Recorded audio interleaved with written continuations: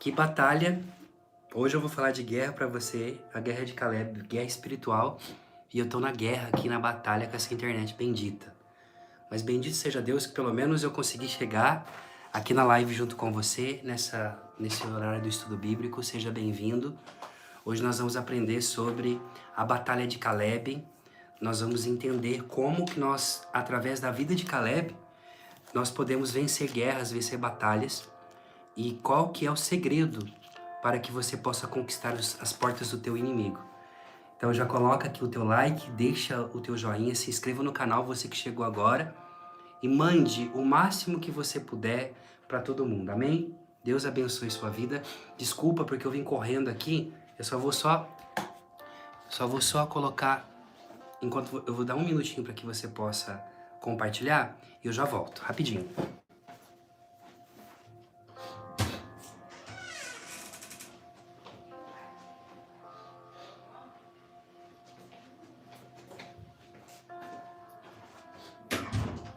Quando nós entendemos sobre guerra espiritual, sobre Caleb, eu, desde criança, gente, eu tenho um amor muito grande, assim, por Caleb, uma admiração muito grande por ele. Na verdade, entre Caleb e Josué, eu sempre fui um cara que preferiu Caleb. Apesar de Caleb, ele não ser muito conhecido por muitos, porque foi alguém que ficou nas sombras, mas para mim, Caleb é o verdadeiro protótipo, assim, né, do adorador. E eu, quando vejo a vida desse meu querido, desse irmão, né, que um dia eu quero encontrá-lo, eu me maravilho demais com a vida dele, porque Caleb, ele tem uma capacidade, ele teve uma capacidade muito bonita de ser fiel, de permanecer fiel no propósito que Deus colocou na vida dele. Então, eu quero desde já dizer para você, se nós formos fiéis, como Caleb o foi, nós conseguiremos grandes feitos na presença de Deus. O Senhor fará o impossível na nossa vida e nós iremos aprender sobre a verdade daquilo que Deus tem para nós. Porque Caleb, ele é aquele que viveu de promessas, é aquele que aprendeu com o Senhor no secreto, na intimidade da sua vida. E, portanto, esse personagem é tão desconhecido. E, às vezes, eu fico pensando assim, cara, Caleb, ele teve um papel tão importante na vida de Israel, porque se não fosse por ele, as coisas não teriam acontecido. E aí eu fico pensando, cara, por que alguém tão importante ficou tão escondido? Nós vamos chegar a essa conclusão depois no final. Pegue comigo Josué capítulo 15. Josué capítulo 15, versículo 13. Eu queria fazer com vocês uma recapitulação do que nós aprendemos semana passada. No último estudo bíblico, quinta-feira, nós aprendemos sobre a guerra, sobre a luta de Caleb. Que Caleb, com a idade de 40 anos, ele fez um bom relato e ele esperou 45 anos para que a promessa de Deus se cumprisse na vida dele.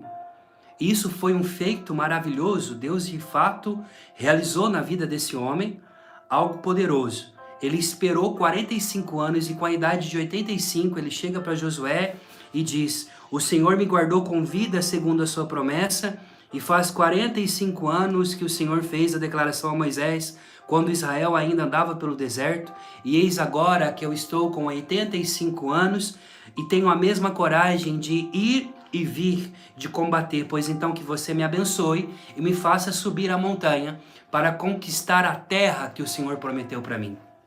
E nós vimos que com Israel, Deus combate a favor de todas as tribos de Israel, que Deus dá a terra prometida a todo Israel. Mas a Caleb, Deus reservou uma porção única para ele. Quando Josué saía em guerra, quando Israel e todo o exército saía em guerra na terra prometida, Deus saía junto com Israel, quer dizer, junto com todo o povo, quer dizer, com a multidão de Israel em guerra. É uma promessa para todos os filhos. Mas dentre os filhos, dentre aqueles que é a multidão, vai ter alguns que Deus vai escolher do meio. Nós vamos ver isso, por exemplo, quando nosso Senhor, mesmo tendo uma multidão imensa que o segue, essa multidão, dentre eles, terão alguns eleitos, alguns escolhidos entre o povo. Nós temos o grupo da multidão, que são mais de 30 mil. Depois nós temos o grupo dos 120, o grupo dos 70, o grupo dos 12 e o grupo dos 3 e um que é João, o discípulo amado. Vai afunilando. E esse afunilamento não significa, como diz o apóstolo Paulo, que Deus faz distinções de pessoas. Não é isso. Não tem nada a ver isso. Mas existe sim uma hierarquia, assim como existe a hierarquia dos santos anjos, dos anjos que estão mais próximos de Deus, dos anjos que são mais íntimos de Deus, de santos que caminham e têm mais intimidade com o Senhor, mas o amor de Deus, ele é manifestado do mesmo modo para todo mundo. Mas com Caleb, algo que me chama a atenção é o fato que com Caleb Deus tem uma predileção especial. O Senhor tem um olhar especial para Caleb, a tal ponto que o Senhor está com Caleb e quando Caleb sai da sua casa com 85 anos para poder derramar, para poder dizer, para poder enfrentar a guerra, para poder lutar as guerras. Aquilo que nós temos e que nós vemos de verdade é algo importantíssimo. E o que é? E o que nós vemos? O que nós vemos é que para Caleb, Deus age pessoalmente. Para a nação de Israel, Deus age no coletivo. Mas com Caleb, Deus age pessoalmente, individualmente e caminha com ele. Bom, nós sabemos que então Josué abençoa Caleb, filho de Jefoné, e ele então recebe Hebrom por herança. Mas hoje nós vamos aprender como foi a guerra. Como Caleb conquistou essa guerra. Como Caleb conseguiu conquistar a terra que Deus tinha prometido para ele. Josué capítulo 15, versículo 13 seguintes diz assim: A Caleb, filho de Jefoné, foi dada uma parte no meio dos filhos de Judá, segundo a ordem que o Senhor tinha dado a Josué. Cariate-Arbe, a cidade do pai de Enaque, que é Hebrom. Caleb expulsou dela os 3 filhos de Enaque, Sesai, Aimã, Tomai, descendentes de Enaque. De lá, marchou contra os habitantes de Dabir. Dabir se chamava então Cariate-Sefer. Disse então Caleb: Aquele que derrotar Cariate-Sefer e tomar, dar-lhe-ei como esposa minha filha Axa. Então tomou-a Otoniel, filho de Senés, irmão de Caleb. E este lhe deu sua filha Axa por esposa. Quando ela chegou perto do seu marido, este lhe sugeriu que pedisse um campo a seu pai.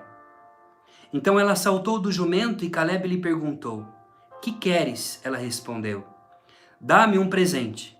Visto que me deste a terra do Negueb, dá-me, pois, fontes de água.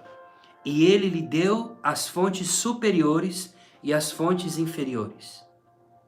Essa foi a herança da tribo dos filhos de Judá, segundo os seus clãs. Palavra do Senhor. Graças a Deus. Mais uma vez, a mulher tem um papel fundamental, profundo na vida do homem. E eu quero chamar a atenção para você, mulher, que não foi chamada para ser coadjuvante. Você não foi chamada para ser segunda categoria na vida do homem. A mulher tem um papel fundamental. E aqui nós vamos aprender na guerra de Caleb o lugar que a filha de Caleb, Axa, vai ter, porque ela aprendeu com o seu pai qual é o lugar que ela tem que ter. E o lugar que ela tem que ter no relacionamento com seu esposo é um relacionamento de protagonismo também junto com ele. Ora, Caleb com 85 anos, a palavra diz que ele sobe, segundo a ordem do Senhor a Josué, e ele vai enfrentar na cidade de Cariate-Arbe, ele vai enfrentar os filhos de Enaque. E os Enaquins, Os Enaques são os gigantes, que segundo a tradição bíblica, são descendentes dos Nefilins. Claro, os Nefilins que o esoterismo vai dizer que é a união carnal dos anjos com as mulheres, mas não tem nada a ver com os demônios, né? Porque anjo não pode ter filho. O que nós temos aqui é a realidade de homens maus, corrompidos, que no seu tempo eram grandes, e eles criam uma raça, que são a raça dos gigantes. Por exemplo, Golias, a quem Davi derrotou, era descendente desses gigantes. Amém? E Caleb, com 85 anos, ele vai enfrentar os gigantes. E aqui a gente aprende que a guerra de Caleb não é uma guerra. Melhor, é uma guerra. Mas para vencer a guerra, ele vai ter que guerrear 4 vezes. Ele vai ter 4 batalhas dentro da guerra. Olha só, veja só, vou te mostrar. Caleb expulsou dela os 3 filhos de Enaque. Olha só, Sesai, Aimã, Tomai. De lá ele marchou para Dabir, que se chamava então Cariat Sefer. Quer dizer, ele teve 3 batalhas, ele teve que enfrentar 3 gigantes. Não é que foi um gigante. A gente fala de Davi, que foi, venceu Golias. Gente, Davi era jovem.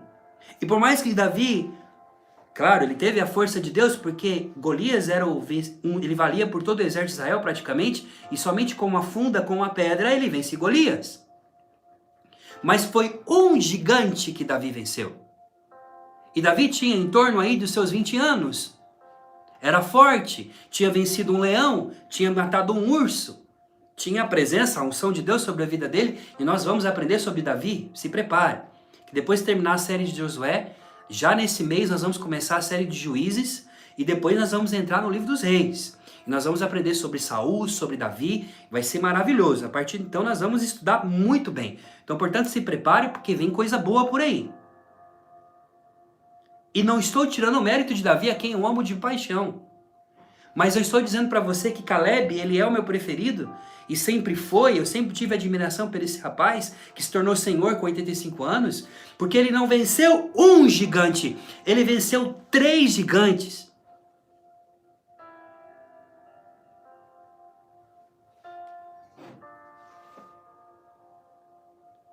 Vai deixando o seu like, vai compartilhando essa live, porque o que você vai aprender aqui, você nunca aprendeu em nenhum lugar. O professor está dando para você, nesse estudo bíblico, as riquezas de anos de estudo.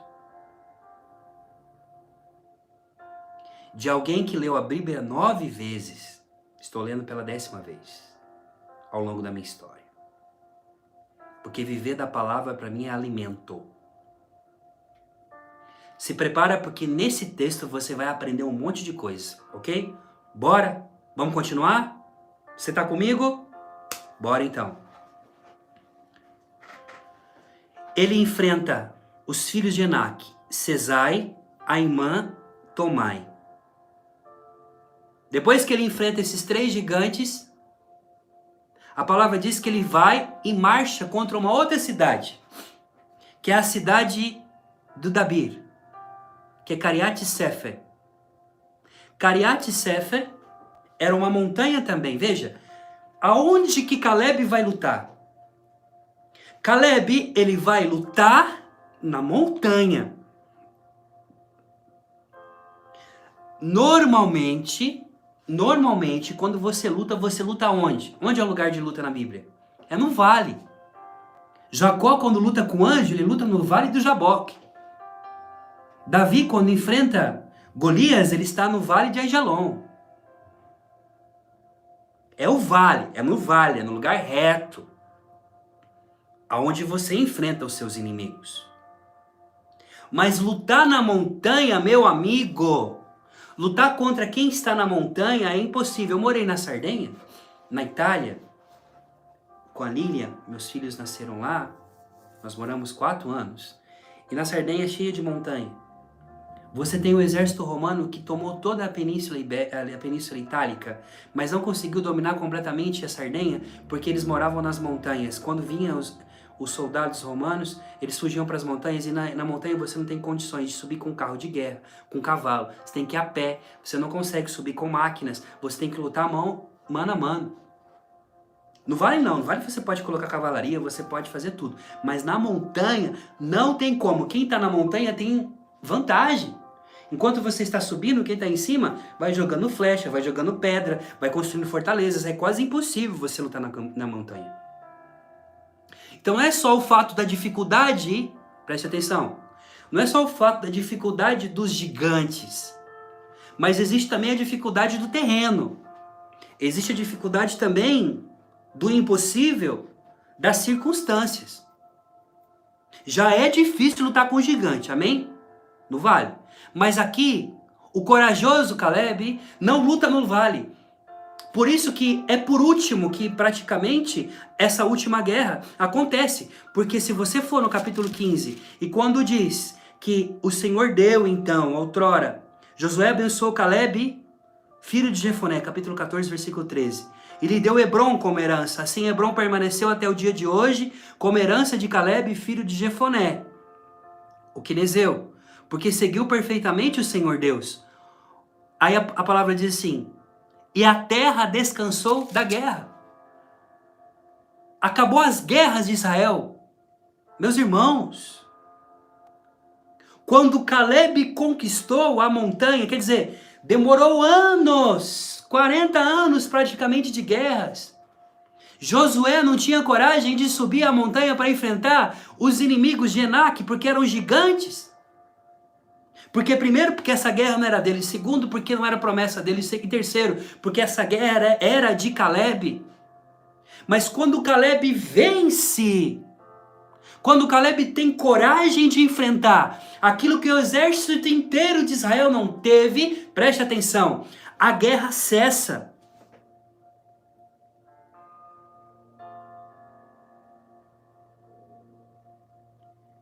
Ter a coragem de Caleb é lutar na montanha, é lutar no lugar aonde não é teu lugar, é você enfrentar o que tem que enfrentar. Aí Jesus vem para os discípulos e diz assim, se você tiver fé do tamanho do grãozinho de mostarda, você vai dizer para essa montanha, mova-se, e a montanha vai se mover, porque eu te digo, se você tiver fé, você pode mover montanhas. Jesus está dizendo, ô montanha, porque eu tenho fé, a montanha vai mudar de lugar? Ele não está falando da montanha em si, ele está falando da montanha da dificuldade. Jesus está dizendo, a montanha pode sim ser uma dificuldade, um medo que eu tenho, porque não é lugar de guerra, não é lugar de guerrear, mas se eu tenho fé, e essa fé Caleb tinha, eu posso enfrentar gigantes. Ele vai, ele sobe a montanha com o mesmo ritmo, com a mesma força de outrora, com 85 anos, com o seu exército, com o seu clã, ele enfrenta 3 gigantes, e mais do que Davi e Golias, ele derrota esses 3, não somente contente, porque ele tem que enfrentar ainda, e conquistar ainda a terra dos seus inimigos.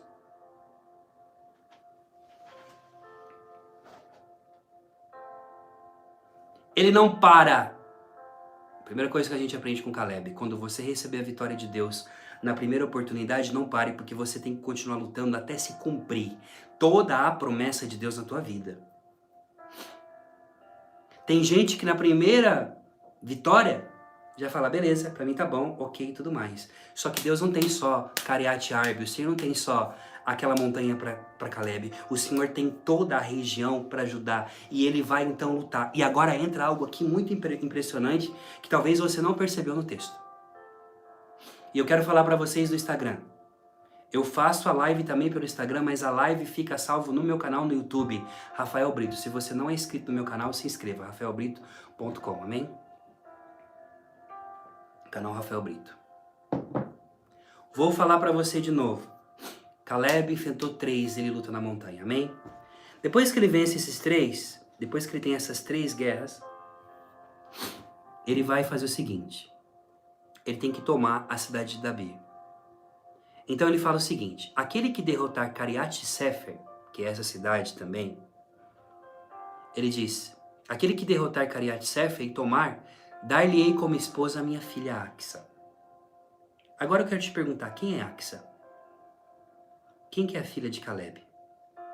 Quem que é essa mulher quem que é essa maravilhosa que aparece aqui e que muda a história completamente de Judá. Escreva o nome, Axa, A-C-S-A, A-C-S-A, Axa, esse é o nome dela. Otoniel, que se tornará o primeiro juiz em Israel, quando nós começarmos a estudar o livro de Juízes, Otoniel, que é sobrinho de Caleb, portanto, então, aprendeu com Caleb sobre força, aprendeu com Caleb sobre coragem, aprendeu com Caleb sobre vida, sobre intimidade com Deus. Caleb formou, assim como Moisés formou. Olha o que eu vou falar para você. Se Josué olha só o que eu vou dizer para você aqui. Se Josué é o sucessor de Moisés para introduzir Israel na Terra Prometida, e depois que Josué morre, precisa então de ter sucessores, e aí os juízes eles são sucessores provisórios, não vai ser alguém que Josué formou. Olha que louco isso. Dos dois que deram, a gente viu isso, quando os 12 espias foram na terra e deram o relatório errado, negativo, e só 2, que foi Josué e Caleb, que disse ok, não é verdade, nós podemos enfrentá-lo, Deus escolhe Josué para introduzir Israel na terra prometida. Mas para continuar as guerras contra os cananeus e para continuar a perpetuidade do povo de Israel, Deus não escolherá um discípulo de Josué, mas escolherá um discípulo de Caleb, que é seu sobrinho Otoniel. E nós vamos aprender sobre Otoniel depois. Mas aqui Otoniel diz, eu vou lutar então na cidade de Cariat Sefer. Então Otoniel, filho de Senês, tomou Otoniel, filho de Senês, irmão de Caleb, e este lhe deu como filha Aques, a sua esposa. Então Otoniel se casa com a filha de Caleb, com Axa. E quando ele está distribuindo a terra, Axa chega para Otoniel e diz o seguinte: quando ela chegou perto do seu marido, este lhe sugeriu que pedisse um campo a seu pai. Aí ela fala assim, não, você não tem que pedir só um campo para meu pai. Pois que se você tiver um campo para poder arar sem água, como que você vai fazer? Seja inteligente, meu marido. E ela vai dizer o seguinte: quando ela chegou perto do seu marido, este lhe sugeriu que pedisse um campo a seu pai. Então ela saltou do jumento e Caleb lhe perguntou: o que queres? Ela respondeu: papai, me dê um presente. Visto que me deste a terra do Negueb, dá-me também, pois, fontes de água. Eu não quero somente terra, eu quero fonte de água, porque se eu tiver fonte de água, eu vou poder plantar, eu vou poder ter animais, eu vou poder me enriquecer, eu vou poder vender água, eu vou poder ter força, porque no deserto quem tem água tem tudo. Então ela pede para que ela seja dona de fontes de água. Caleb vai dar para ela as águas de cima da montanha e as águas de baixo. As pessoas, para poder vir tirar água na montanha, vai ter que saber que aquelas águas, que aqueles poços são poços de bênção, são fontes de bênçãos que pertencem a Otoniel e a sua esposa Axa, filha de Caleb, e portanto você, quando for conquistar a terra dos teus inimigos, tenha que ter também fontes de água. Você tem que ter fontes de água, e simbolicamente a água é o Espírito Santo, e simbolicamente a água também no Antigo Testamento é vida. Você precisa de não somente ter o campo para arar a terra e ter sementes para arar. Você não tem que esperar simplesmente da chuva que cai do céu, mas ter constantemente fonte de água para poder alimentar o seu rebanho. Uma mulher prudente, diz o Salmo, quem encontrará? Pois aqueles que confiam no Senhor, aqueles que seguem o Senhor, sua bênção para de água, aqueles que seguem o Senhor, encontrará essa mulher. Portanto, o homem que segue o Senhor, o homem que é justo perante o Senhor, receberá como recompensa uma mulher sábia, assim como Otoniel recebeu a vida de Axa. Você está entendendo? Porque a mulher tem a capacidade de olhar aquilo que o homem muitas vezes não vê. A gente é prático, nós temos a praticidade. É pau ou pedra, nós queremos um campo. Tá, beleza, mas como que você vai arar a terra? Como que você vai poder ter o seu alimento? Aonde você vai levar os seus rebanhos? Olha, todos os outros pastores de ovelhas, eles levam Eles levam as ovelhas para poder ir até uma fonte de água mais próxima. Então tem que ficar rodando. A Axa não. A Axa, ela quer o quê? Ela quer estabilidade. Então ela vai falar o seguinte: nós não vamos ter fontes longe de casa. Eu quero ter fonte em cima na montanha e embaixo na montanha. No movimento de subida, lá em cima, as ovelhas vão ter água e nós também. E lá embaixo também vai ter. Deixa eu dizer uma coisa para você. Quem mora na montanha,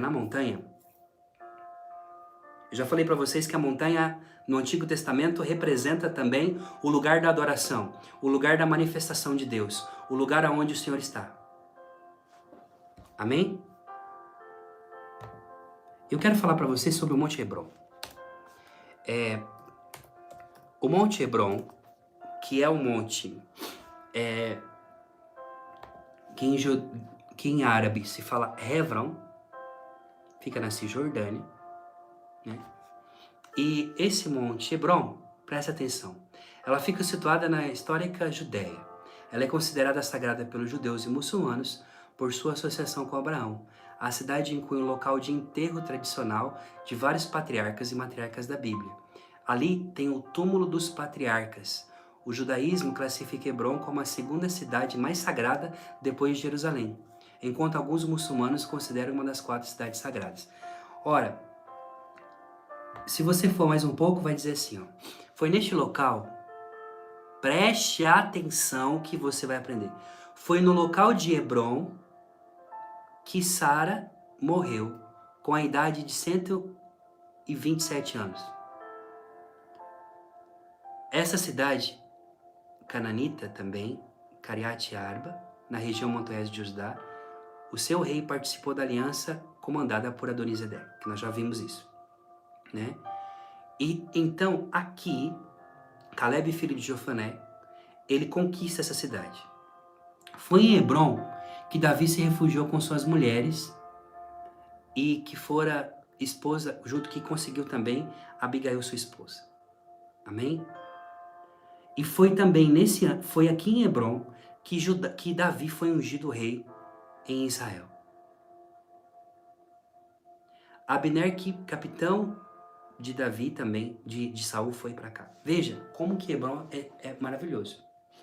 Então, Hebron, se Davi conquistou Jerusalém, e é a cidade onde tem um templo, Calebe conquistou Hebron, aonde estava quem? Aonde estava o túmulo dos patriarcas.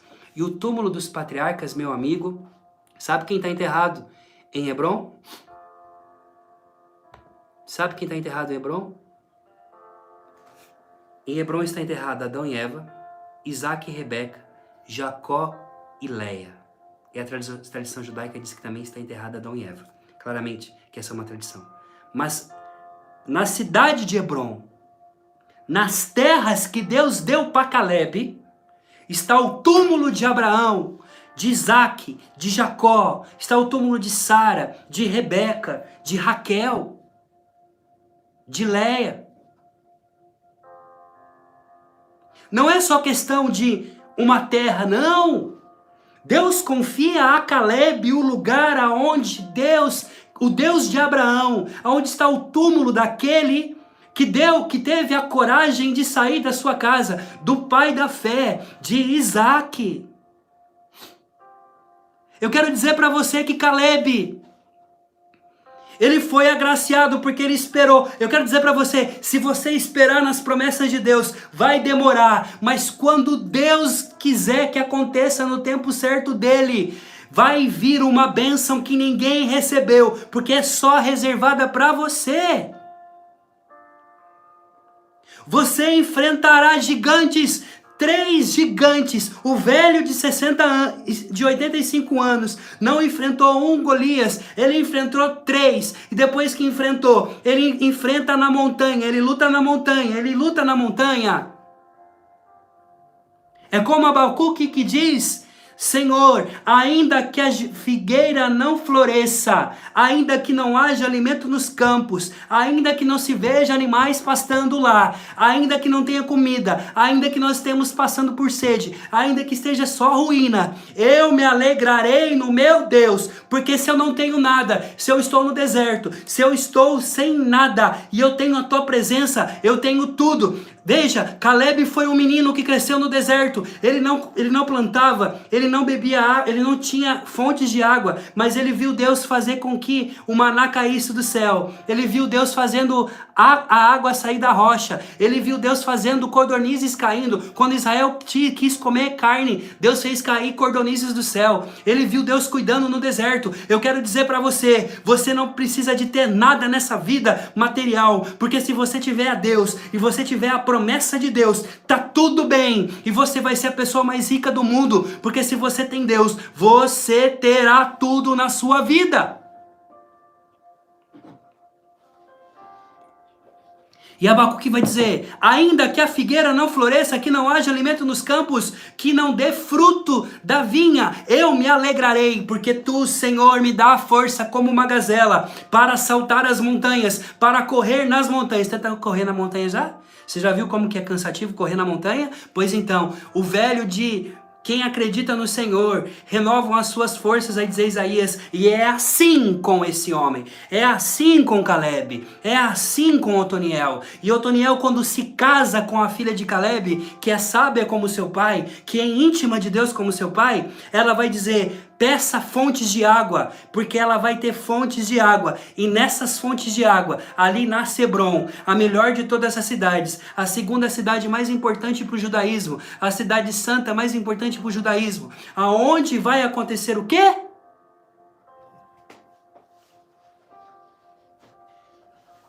Aonde ele vai conquistar os túmulos, aonde ele vai ter os túmulos dos patriarcas.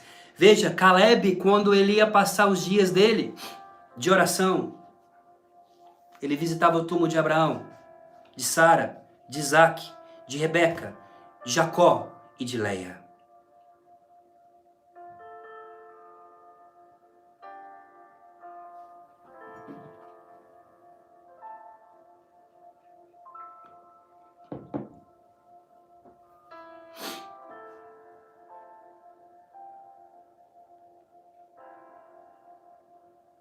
Para quem que Deus passa então o cajado?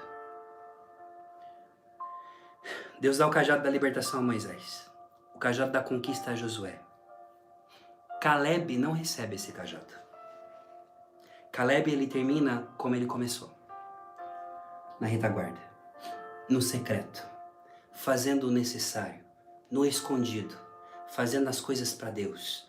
Vivendo para Deus. Fazendo tudo aquilo que o Senhor tem para ele. Ele vai viver os seus dias na presença do Senhor, em todos os momentos da sua vida. Caleb, em tudo que faz, em tudo que realiza, para ele está tudo bem ficar na presença do Senhor, ficar com o Senhor. Ele não quer palco, ele não quer, porque tem como João Batista que termina, começa público e termina no isolamento. Caleb também sabe o seu momento de aparecer e sair. Mas o cajado que é para Josué não passa para Caleb. Caleb se coloca à parte e o cajado cai sobre Otoniel. Você entendeu ou não? Ele forma o sucessor de Josué. Do mesmo modo que ele esteve atrás do seu amigo, seu melhor amigo Josué, Caleb irá formar um homem poderoso chamado Otoniel, que vai ser o seu genro, esposo de sua filha.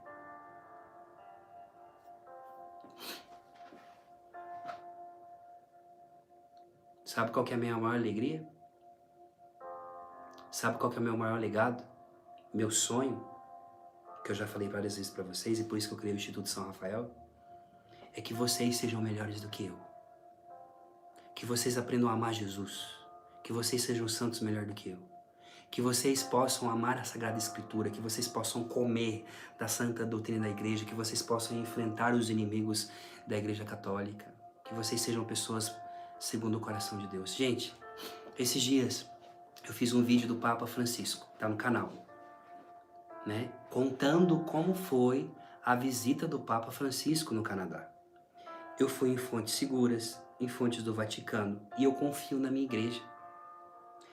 E eu fiquei impressionado de tantos sede-vacantistas. O que é sede-vacantistas? São pessoas que dizem que o trono de Pedro está vazio, que o Papa Francisco não é Papa. Teve uma pessoa que entrou, colocou um canal aqui, que eu não vou falar o nome, mas um dia eu vou fazer um vídeo rebatendo esse canal, aonde esse cara fala que o Papa Francisco, que Bento XVI, que João Paulo II, que Paulo VI não são papas, que desde Pio XII a sede está vacante. Minha gente, nós somos católicos ocidentais, católicos apostólicos romanos, e nós não amamos o Papa Francisco, ou Bento, ou João Paulo II, porque é ele como pessoa. Nós amamos o lugar que ele ocupa, nós amamos e honramos porque ele é o sucessor do apóstolo Pedro. Honrar Francisco é honrar Pedro.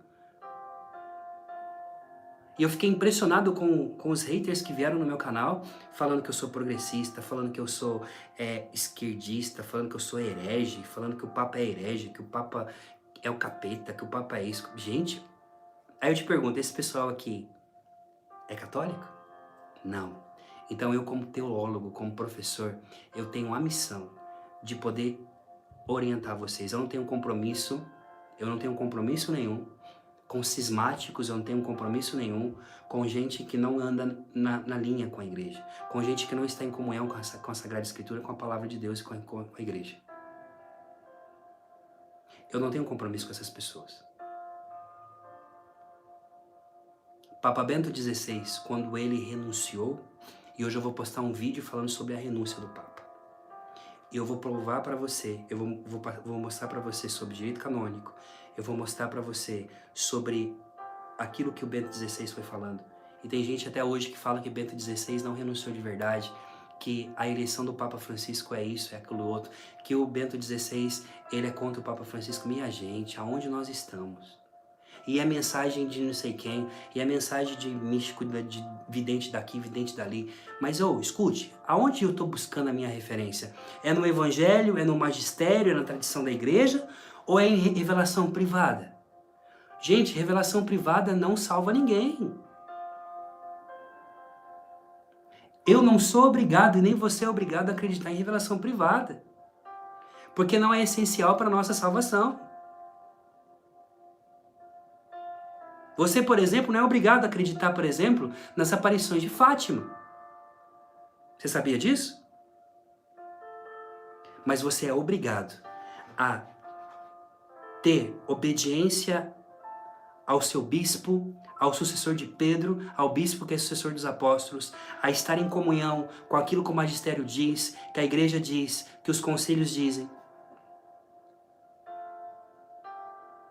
Pois eu vejo diante de mim uma montanha, pois eu vejo diante de mim também gigantes contra a igreja.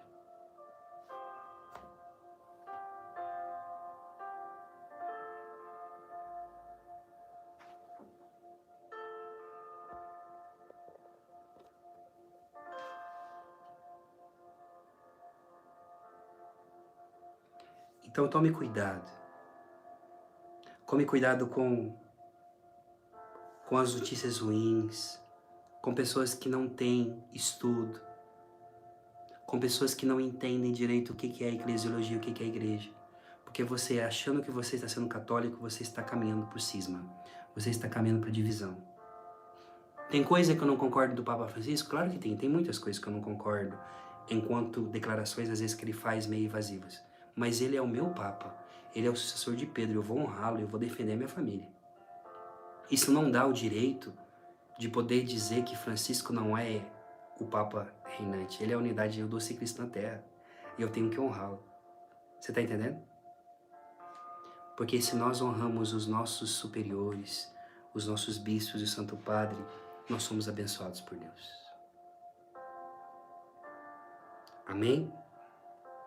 Amém? Hoje eu vou colocar 6h15 no canal, um vídeo sobre a renúncia do Papa. Eu coloquei também sobre o Canadá. E veio um monte de gente falando, você tem prova do que aconteceu no Canadá? Porque isso aí é fake news, porque isso, aquilo. Eu te pergunto, você tem prova que não é? Porque a minha fonte é o Vaticano. A minha fonte é Roma. A minha fonte, eu leio os artigos no Observatório Romano, que é em latim. Eu acredito naquilo que a minha igreja diz. Eu não acredito em influencers que não estudam. Tá bom? nós precisamos de ter a coragem também de Caleb, de ir contra a corrente.